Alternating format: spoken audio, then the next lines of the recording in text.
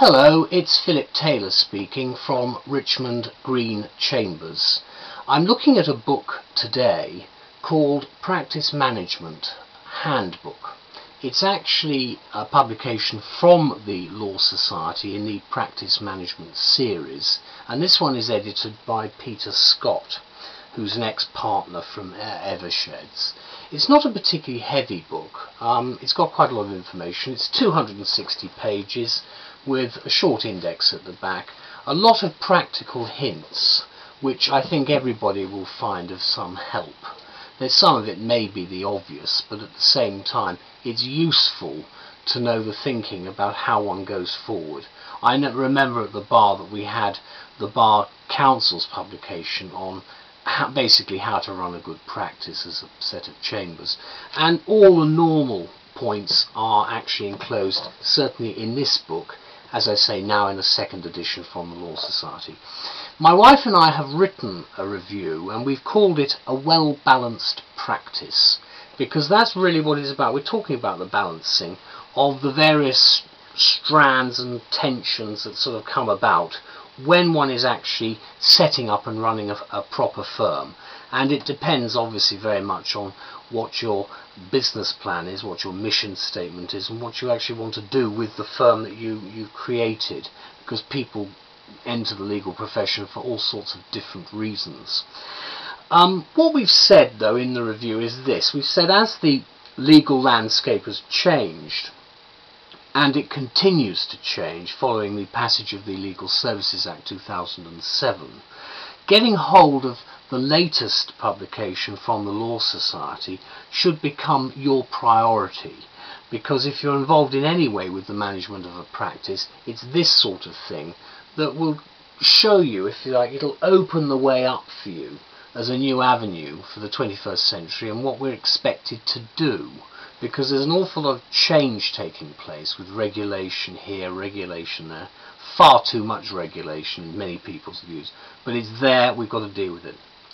Under the able editorship, therefore, of Peter Scott, this handbook brings together a team of contributing authors, each with specific knowledge and insight of particular areas of practice management, from financial management to knowledge management, IT management, people management, and client relationship management. It also covers e-business, marketing principles, and discrimination issues. One of the things I've found is that lawyers are not good at marketing. In fact, this country isn't very good at marketing, and we've really got to start looking to see what the opportunities are without being embarrassed about it.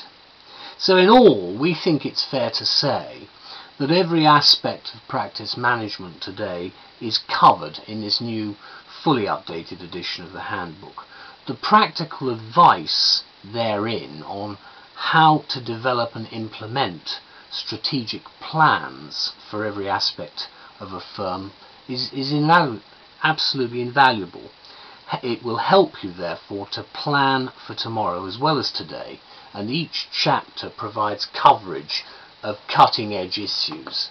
The chapter headings are quite interesting in the book itself, such as challenging your thinking, structuring law firms after the Act, and so forth.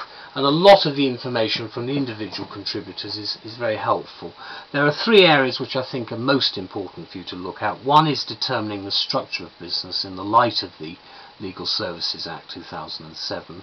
The second limb is developing appropriate policies on discrimination, which is a must, because especially with the equality legislation probably being implemented before the election in 2010, and managing through an economic downturn, which we're still going through as I record this sort of in the late summer, early autumn of 2009. Also addressed in the handbook are the more complex and problematic areas of business management, such as developing strategy and budgeting and measuring and rewarding staff performance. Because the business we're in is about people, and you've got to know how to manage your people. Managers, therefore, I suggest, will find a wealth of guidance on such matters as structuring the business. That's after post-Clementi and the 2007 Act, recruiting, retaining staff, creating and developing effective client relationships, e-business, that's e-billing, which is coming on in a big way now, e-learning, planning and implementation, marketing your practice, IT management, and of course much more for your own specific legal practice. Not everything's relevant, but the book tries to give as broad brush approach as possible in our view. So if you're looking for an ideal guide to helping you improve your firm's competitive advantage in the new marketplace, then this is it. As so eloquently expressed by the Law Society's president, Robert Hazlitt, it's a better informed, results-focused consumer market demands, which greater value has to come from it. And the legal services within the context of widespread economic upheaval are therefore very much to the fore in the contributors' minds. And what Mr. Hazlitt continues to say is that in the coming years and months an increasing emphasis will need to be placed on profitability and the need to cut costs whilst providing a service of value to the client. Very much the sort of policies of the early 21st century. So therefore, to conclude, sound practice management has never been more important to ensure that firms not only survive, obviously in our difficult times, but flourish in the new environment, very much with reference to IT and all sorts of business activity. So, as we say, how right he is. The book from the Law Society, this particular one, in the excellent Practice Management series, gives sound guidance on a well-balanced practice which you need to have to survive in the 21st century. Thank you very much. Bye-bye.